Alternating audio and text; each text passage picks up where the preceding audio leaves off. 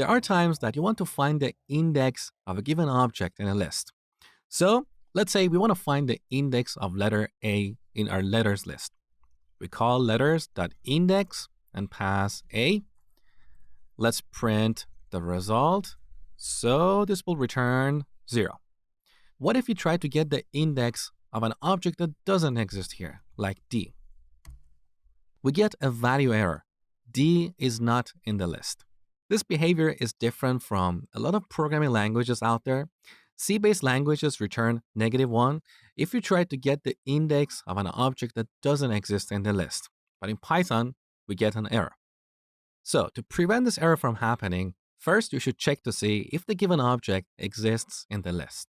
And for that, we use the in operator. So if D is in letters, then we will print its index. So now we run the program and we don't get any errors. We also have another method that you might find useful in certain situations, and that is count. So letters.count. This will return the number of occurrences of the given item in this list. So when we print the result, we'll get 0. Next, we're going to look at sorting lists.